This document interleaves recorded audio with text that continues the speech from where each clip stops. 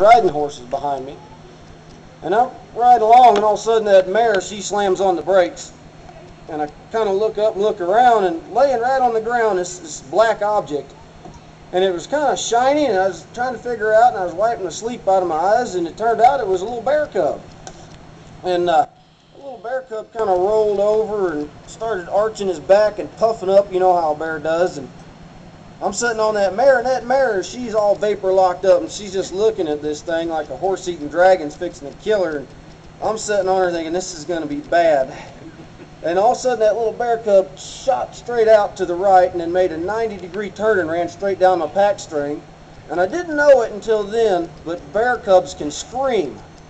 And he was just, you know, screaming. And all my pack string and riding stock back there just left the country. And this mare, she's just all, you know, tensed up. And I'm like, gosh, it's getting dark. I want to get home. And so I just ever so lightly tapped that filly with my spurs, and she blew up. I mean, we made a bronc ride right there in the middle of nowhere, and it was pretty good too. She almost got me once or twice, but finally I got her settled down. And then I went to collecting all my mules and my horses and everything. And then just as I got them all put back together, about 2 hours later, and I'm about a little bit after dark, here come that cub running through there again, screaming, hollering, scattered everything again. So I got home about 1 a.m. And the next morning I had to ride right back up in the same country on the same horse. And at that time I came up with this poem. I was packing into the mountains with 10 mules in tow. I had 15 miles behind me and I had a long way to go. Had loads managed down tight with double diamonds and singles. I had bear bells on them because I like to hear them jingle. I was headed into elk camp, back in there deep, and this country is rough, wild, and steep. Well, I came to a high park, and then I see a huge mama bear, and she's headed straight for me. Well, she had a real grouch on, though I couldn't say why. And then I spotted her young'uns in a tree nearby. Well, she stood up and bellered and raised quite a fuss, and I pert near knew this was the end of us. Well, my lead mule was steady and had lots of heart, but the other 9 mules had a high speed come apart. Well, they quit the country and covered lots of ground, and as I rode their back trail, I saw bunches of gear scattered round.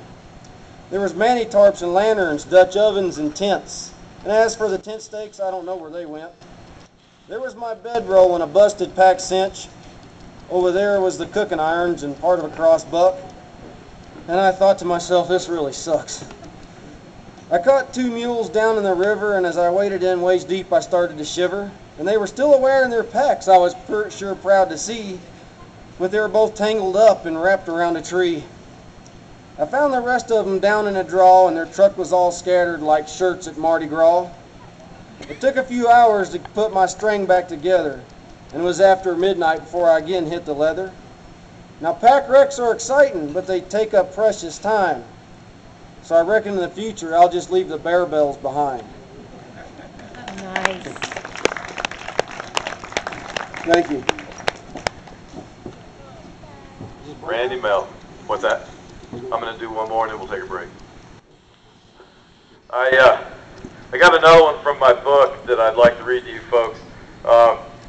Directly after the show, I've actually got some of these books here I'm going to have them for sale. I'll be signing copies if anybody would like a copy after the show. You can see me or Evie, who I don't see now. Oh, there she is, with the photography equipment. I worked for a big outfit in Wyoming here a few years back, and there was a lady that had a ranch right next to the one that I was working on, and to say the least, she had a different method of hiring folks, and that inspired this poem called The Rancher Lady. There was a rancher lady who was in a bind for help. She ran an ad for a cowhand in the local edition of the Yelp. There were only 2 cowhands who applied to her ad.